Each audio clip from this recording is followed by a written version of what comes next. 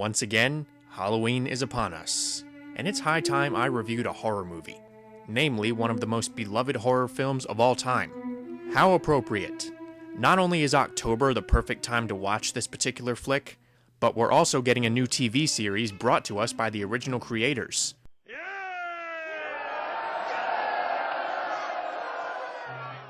Before we see everyone's favorite chainsaw-wielding hero back in action, let's begin by looking at the movie that started it all, The Evil Dead.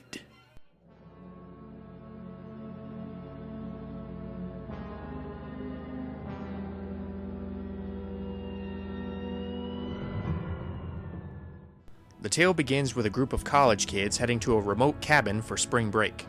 Upon exploring the cellar, they discover an ancient book filled with mysterious incantations. Unfortunately, reading this text aloud inadvertently unleashes a barrage of evil spirits upon the unsuspecting students. One by one, they are slowly turned into demonic creatures that want nothing more than to torment their victims.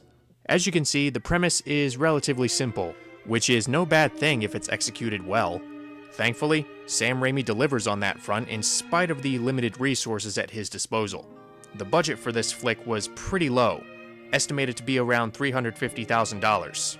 It takes a truly capable director to work beyond this and create something great in the process. George Miller did it with Mad Max, and Raimi does it here.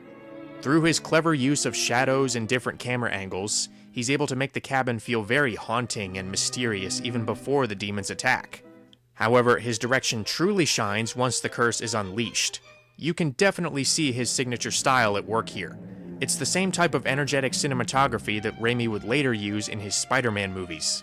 The kinetic camera work terrifically hammers home the feelings of desperation and insanity that permeate the second half of the movie. Speaking of which, this is certainly the bleakest entry in the franchise, aiming more toward horror than humor. Oh, there are some darkly comedic elements to be found, but compared to what the series eventually became, this is like watching The Exorcist. Part of that can be attributed to the effects. For the most part, the makeup, puppets, and props bring this carnage and these creatures to life in a way that's pretty convincing. Admittedly, some effects have aged better than others, but you know what? A lot can be said for practicality and passion, and both of those were clearly present when making this movie.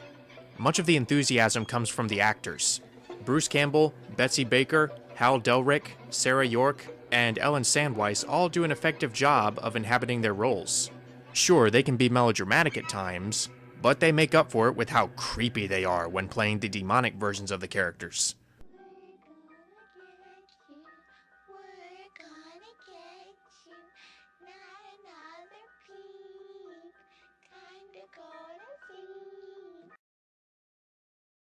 Also unsettling is the music.